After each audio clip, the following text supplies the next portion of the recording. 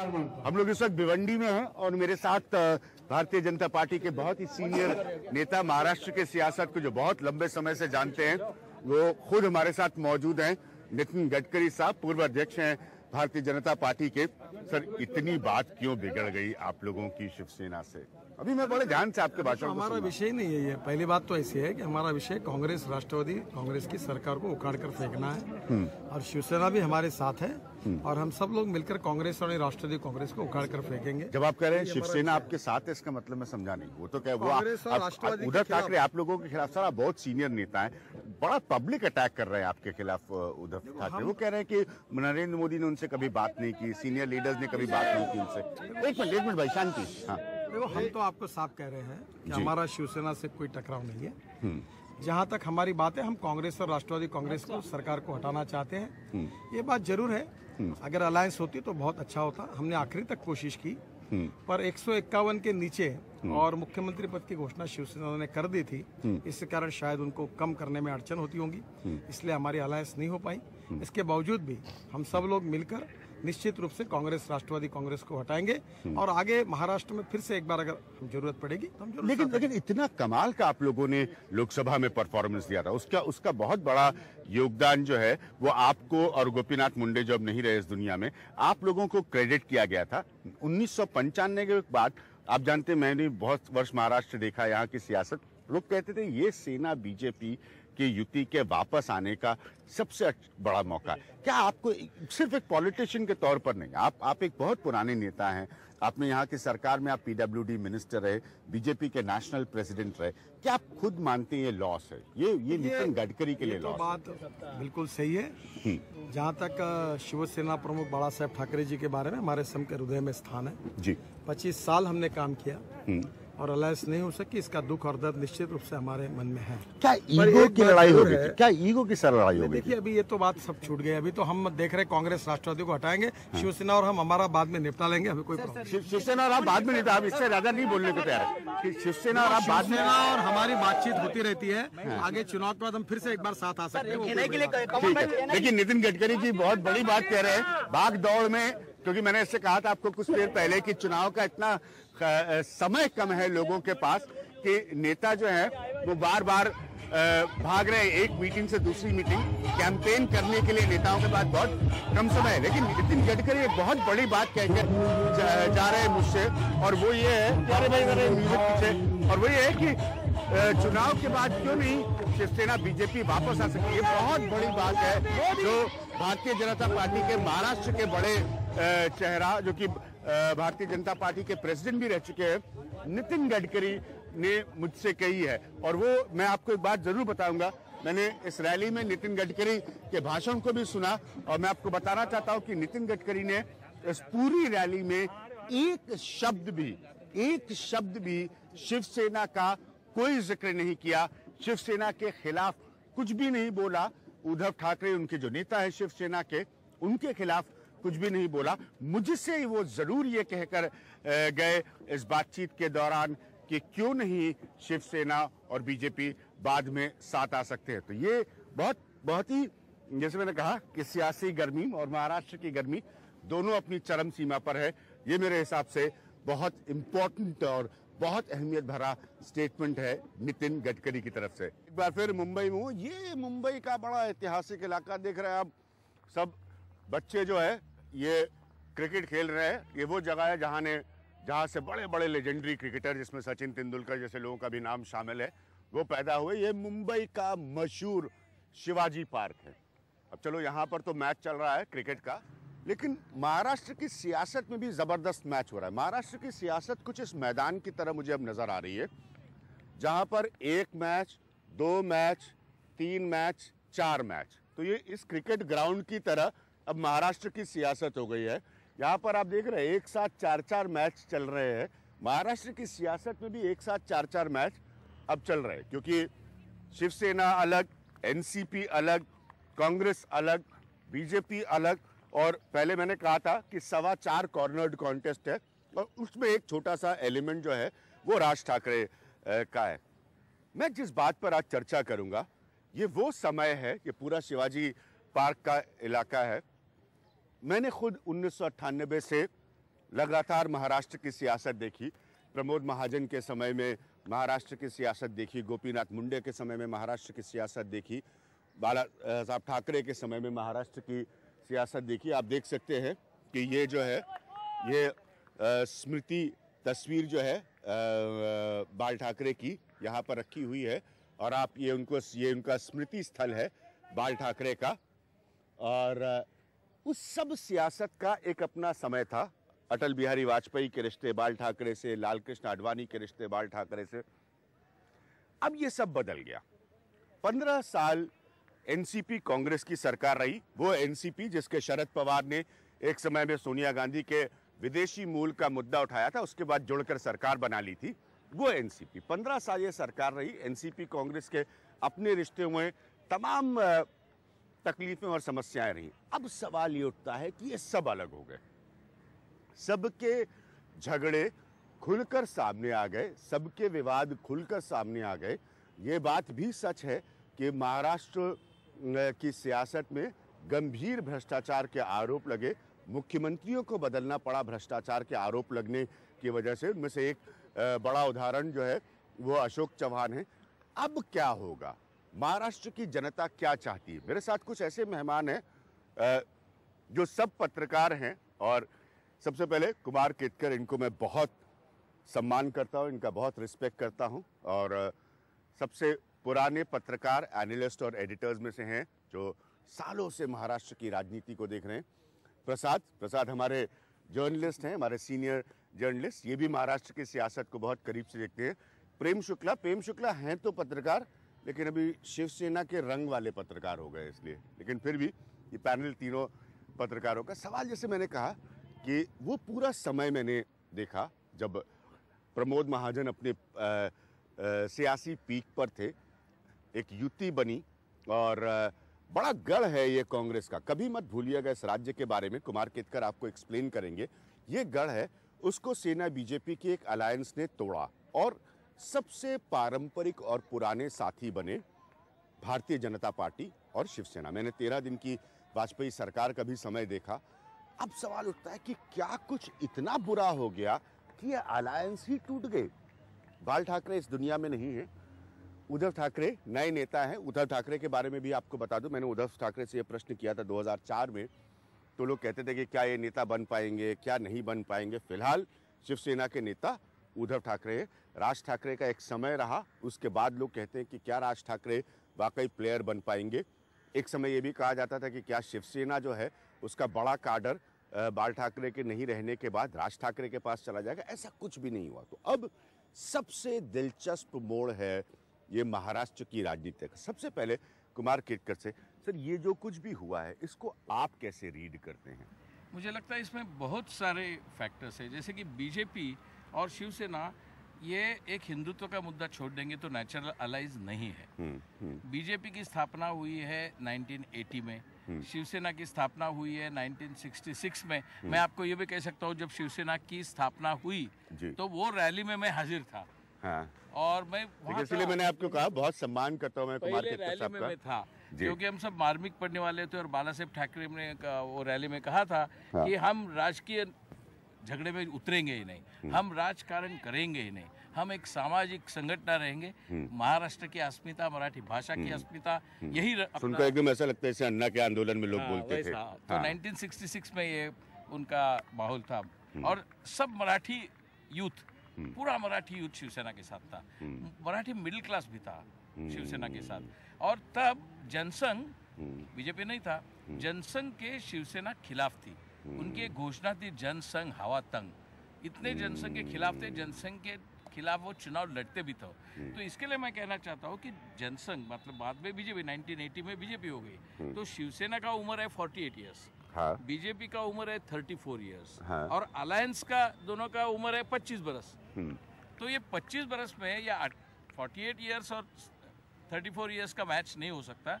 इसी के लिए वो नेचुरल अलाय नहीं है। लेकिन बाद में mainly because of Vajpayee ji और बाला साहेब ठाकरे और बाद में प्रमोद महाजन, इनके वजह वो साथ में आ गए। नहीं तो जब 1989 में प्रमोद महाजन ने प्रस्ताव रखा कि ये साथ में आना चाहिए, तब बीजेपी के साथ 2 सीटें थी, लोकसभा में सिर्फ 2 सीटें थी। फिर भी प्रमोद महाजन बाला साहेब के पास गए और बोले कि हम साथ में आना चाहिए। और बाला साहब ने बहुत खिचखिच करके लेकिन बाद में हाँ कह दिया, और 90 से नहीं, एक्चुअली 89 से शुरू हो गया, 90 में इलेक्शन हो गए, लेकिन इतना जम गया प्रमोद महाजन और बाला साहब ठाकरे का कि ऐसा लग रहा था हम रिपोर्टर्स को कि वो एकदम पावर के नजदीक 1990 में ही आएंगे। हाँ, लेकिन बहुत वक्त लगा। हम सब जानते हैं कैसे शिवसेना बीएमसी पर काबिज हुई, उसके बाद एक दिन सत्ता देखने का मौका मिला इनको। हाँ, तो 1990 में बहुत क्लोज आ गए, लेकिन पावर में नहीं आ गए। लेकिन तभी सब लोगों ने, बहुत सारे पत्रकारों ने भी मानना शुरू किया, अब भी तो हार गए लेकिन 1995 में आ जाएंगे। लेकिन वो भी नहीं आ सकते, बीच में 2 घटनाएं हुई, उसके वजह शिवसेना और बीजेपी एकदम साथ में रह गए। एक थी 1992 की बाबरी मस्जिद की घटना, और उसके बाद जो बम ब्लास्ट हुए मुंबई, वो बम ब्लास्ट, ये दोनों से महाराष्ट्र की अस्मिता, मराठी अस्मिता, मुंबई की अस्मिता, और साथ में आगे बीजेपी एनडीए का गवर्नमेंट दिल्ली में आने के पहले अपना महाराष्ट्र में आई, उन्होंने उनका पिच क्लियर कर दिया। हाँ, तो ये जो देखिए मैंने आपको कहा ना, कितनी सटीकता से, सरलता से बहुत अहम इतिहास को कुमार केतकर ने बताया, और इसमें से बहुत कुछ अंश इस इतिहास का मैं खुद देख चुका हूं। बड़ा सीधा सीधा सवाल है। एक व्यवहारिक कार्ड था जब 13 दिन की सरकार बनी अटल बिहारी वाजपेयी की। छोटा सा किस्सा 10 सेकंड लूंगा। कोई आना नहीं चाहता था, बीजेपी के बारे में कहते थे अनटचेबल।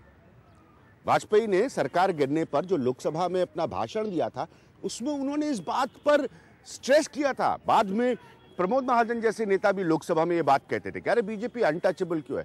वही अनटचेबल एक समय में एनडीए 27 पार्टियों का गठबंधन बना, उसमें से जो पारंपरिक साथी थे बीजेपी के सबसे शुरुआती, देखिए आपको आज एक बड़ी कमाल की इतिहास की घटना बता रहा हूं। 2 ऐसे खिलाड़ी थे जिन्होंने बिना शर्त भारतीय जनता पार्टी को समर्थन दिया था तब। पहला शिवसेना, और दूसरा 5 सांसदों के साथ ओम प्रकाश चौटाला हरियाणा से। आज 2 चुनाव हो रहे, एक महाराष्ट्र में, एक हरियाणा में, और यही दोनों साथी नहीं है। वर्तमान स्थिति में क्या कुछ हो रहा है प्रसाद, क्या लगता है ये वर्तमान स्थिति में ये नौटंकी कहां जाएगी? दोनों बहुत ही ज्यादा एक दूसरे के सामने अपनी बाहें तैर के आ गए। हाँ, जिस तरह का भाषण अब उद्धव भाषा के इस्तेमाल कर रहे हैं, तो ऐसा लगता है कि मतलब कोई बड़ा पारंपरिक पुराना वैमनस्य था, तो अब वो विष निकल कर बाहर आ रहा है। बिल्कुल, उनकी कल का मतलब भाषण की एक जो लाइन थी वो भी बहुत गौरतलब है। वो कह रहे हैं कि 25 साल से दिल में काफी कुछ भर के रखा है, जो मैं बोलूंगा, और वो भी बोले हैं कल। तो दरअसल उनके भाषण में भी वो जब 25 साल वाली बात उन्होंने रखी, उसमें भी काफी सारा गुस्सा था जो निकल गया। जमीनी हकीकत पर बात करें तो जो पूरा कोंकण का इलाका है, खास तौर पर मलाबार कोस्ट जिसे कहते हैं, उस मलाबार कोस्ट में शिवसेना की अपनी पकड़ है, अपने कार्यकर्ता है। बाकी महाराष्ट्र ये भौगोलिक रूप से, सांस्कृतिक रूप से और वैचारिक रूप से इस मलाबार कोस्ट से अलग है। वहाँ पर संघ का अपना केडर है, और साथ ही साथ इसी संघ के केडर के ऊपर भाजपा हमेशा भरोसा करती है। प्रसाद, एक बड़ा मूल सवाल आपसे पूछना चाह रहा हूँ। आप डे टू डे यहाँ पर देखते रहे सियासत, मेरी समझ के बाहर है। 16 मई को लोकसभा के नतीजे आते हैं, और ये बात सच है, ये शिवसेना के हक में जाएगी कि शिवसेना ने लोकसभा में कोई बीजेपी के साथ बार्गेनिंग या नोटिंग नहीं की, यह हकीकत है। 26 मई को नरेंद्र मोदी की सरकार का शपथ ग्रहण होता है। सबको पता है कि अक्टूबर अंत के चुनाव होने हैं, या अक्टूबर के समय में। तब से लेकर अब तक किसी ने सोचा ही नहीं कि बीजेपी और शिवसेना के बीच सीटें, तालमेल कैसे होगा, गठबंधन कैसे होगा, ये समझ के बाहर है। मैं एक बहुत जिम्मेदारी से बात आपको बता रहा हूँ, जी। ये है कि दोनों पार्टियों ने तय कर लिया था कि साथ नहीं जाना है, और ये गेम प्लान बहुत पहले तैयार हो चुका था। इसे बहाने ढूंढे गए हैं, फिर चाहे वो भारी उद्योग मंत्रालय का अपमान हो, या फिर लहर है लहर नहीं है वाले बयान हो। लेकिन मैं आपको बता दूं, उद्धव ठाकरे ने भी 288 की तैयारी बहुत पहले कर ली थी, बीजेपी ने भी। क्यों बीजेपी, शिवसेना ये मानती है कि वो अकेले दम पर महाराष्ट्र में सरकार बना सकती है? क्यों मानती है? जैसे कुमार केतकर जी ने हमें समझाया, उसके बाद मैं प्रेम साहब के पास आऊंगा। क्या इतिहास रहा है, क्या विरोधाभास रहा है, क्यों ये कॉन्फिडेंस उद्धव ठाकरे को किस बात से लेकर आ रहा है? सबसे पहले उनके पास अपना मजबूत केडर, इस बात को कोई नहीं नकार सकता कि जितना बीजेपी का केडर यहाँ कमजोर है, सही बात है। जितना निष्ठावान केडर हाँ। शिवसेना का है, हाँ। उतना निष्ठावान केडर इस समय किसी पार्टी के पास नहीं है। एक समय में ये निष्ठावान केडर कम्युनिस्टों के पास हुआ करता था, अब कम्युनिस्ट इस राज्य में कमजोर है। प्रसाद, मैंने भी इस राज्य के हर चुनाव को बड़े करीब से देखा। हकीकत यह है कि, और कुमार केतकर जी मुझे सही करेगा गलत मैं बोल रहा हूँ, किसी पार्टी के पास, जैसे अंग्रेजी का एक शब्द हम यूज करते हैं क्यूमुलेटिव, पूर्णतः वो ताकत कभी नहीं रही है कि वो 288 सीटें अपने दम पर लड़ पाए। फिर उद्धव ठाकरे इस कॉन्फिडेंस पे क्यों सोच रहे हैं? कुमार मैं आपसे पूछना चाहूंगा। प्रसाद की एक बात सच है कि कोस्टल एरिया जो है जी, कोकण एरिया जो है जी, वो शिवसेना का पहले से गढ़ रहा, क्योंकि मुंबई भौगोलिकता से कोकण की भाग है। हाँ। और कोकण के बहुत लोग जो माइग्रेट हो गए वो बम्बई में आ गए। आप महाराष्ट्र को देखेंगे तो हर एक इलाका अलग अलग पार्टियों के साथ है। पश्चिम और दक्षिण महाराष्ट्र जो है वो मराठों के साथ और मराठों के कांग्रेस के साथ होने से एनसीपी और कांग्रेस का गढ़ पश्चिम महाराष्ट्र में है, शिवसेना का गढ़ यहाँ है। और विदर्भ जो है वहाँ बीजेपी एक दफे और कांग्रेस एक दफे ऐसा गढ़ रहा है। मराठवाड़ा थोड़ा ज्यादा मिक्स हुआ है क्योंकि वहाँ मुस्लिम पॉपुलेशन है और शिवसेना और बीजेपी एंटी मुस्लिम। ठीक है, आप दोनों लोगों की बात मानते। प्रेम शुक्ला, क्यों उद्धव ठाकरे को, जबकि बाल ठाकरे जी खुद इस दुनिया में नहीं है, ये कॉन्फिडेंस है कि 288 सीटें लड़ने का, जीतने का दम आप में खुद है? नहीं, देखिए 288 सीटों को जीतने का दम तो 2000 के दशक में हमारे पास आ गया था। ठीक है, हमारे पास कैडर हो गया था हर जिले में। हाँ। हर तहसील में कैडर था, हर शहर में शहर प्रमुख थे और किसी के पास कैडर। लोग विदर्भ की बातें करते हैं ना, विदर्भ में हमारे 4 MP खड़े हुए, चारों जीत के। अलग विदर्भ की मांग लोग करते हैं। विदर्भ में किसानों का मुद्दा आया तो नितिन गडकरी जी किसानों के घर नहीं गए थे। जो खुदकुशी में मारे गए किसान थे उनके घर हमारे शिवसेना के नेता दिवाकर रावते वट का पौधा लेकर गए और शिवसेना पक्ष प्रमुख आदरणीय उद्धव ठाकरे जी पहले नेता हैं जिन्होंने कहा नहीं, इन किसानों को कर्ज मुक्त करना होगा। ये पहले नेता थे। किसानों का आंदोलन, आप आजादी की लड़ाई के बाद सबसे बड़ा किसानों का आंदोलन, जो गरीब किसान है, खेतिहर किसान, भूख के लिए मरने वाला, क्या ये उद्धव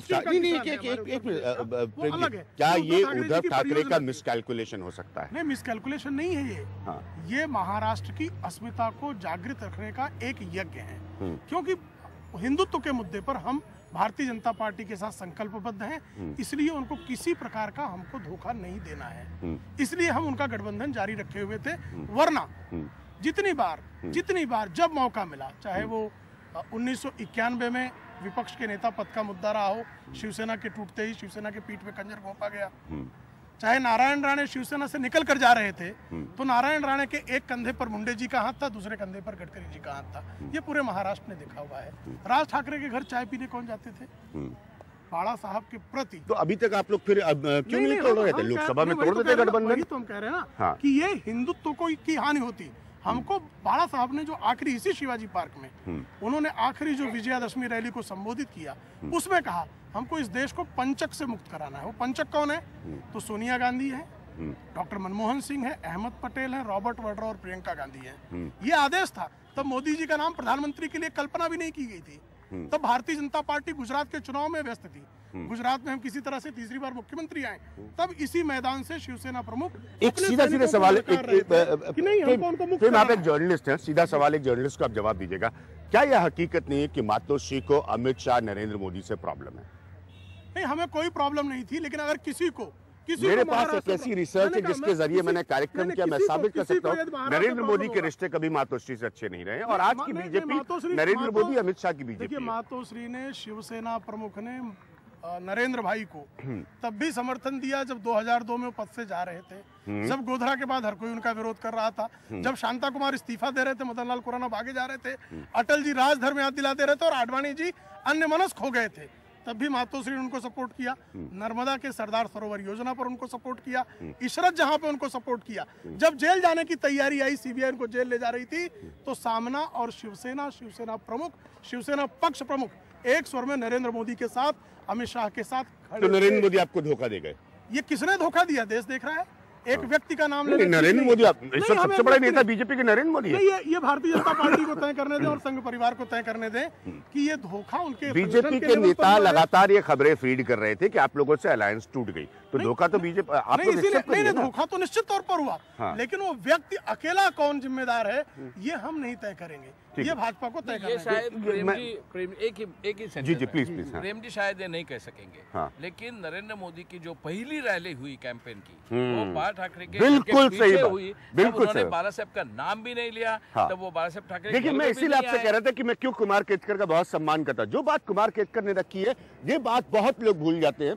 मैंने इस विषय पर कार्यक्रम किया नाम नहीं लेना चाहूंगा, मुझे बहुत सीनियर शिवसेना नेताओं का फोन आया। हकीकत यह है कि नरेंद्र मोदी ने इसी शिवाजी पार्क, इसको ध्यान से देखिए, जहां मैंने कहा ना जैसे क्रिकेट मैच चल रहे, अब महाराष्ट्र की सियासत इन्हीं अलग अलग होने वाले मैचेस की तरह यहीं पर होती है सारी सबसे बड़ी मुंबई में, इसी शिवाजी पार्क में सियासी रैलियां। और एक नरेंद्र मोदी ने की थी, बिल्कुल सही कुमार केतकर ने कहा, बाला साहब ठाकरे के मौजूदगी में मुंबई में, और उनका जिक्र तक नहीं किया था। तब से रिश्तों की करते थे, जब अडवाणी जी घर में जाते थे, वाजपेयी जी घर में जाते थे, खाना खाने को भी जाते थे, लेकिन मोदी जी ने उनका जिक्र नाम भी नहीं लिया और घर में भी नहीं गए। और ऐसा देखा कि शिवसेना क्या है, किस चिड़िया का नाम शिवसेना है। इस तरह का इंसल्ट जो बोल के नहीं हो सकता है, हाँ, वो करके उन्होंने किया। उनकी बॉडी लैंग्वेज में होता है, उनकी व्यवहार के लैंग्वेज में होता है। इतिहास में भी कुछ चीजें हैं जो तो थोड़ी थोड़ी जोड़कर कुल 3 चीजें बताना चाहूंगा। सबसे पहले प्रधानमंत्री पद के लिए शिवसेना ने किसे समर्थन दिया था?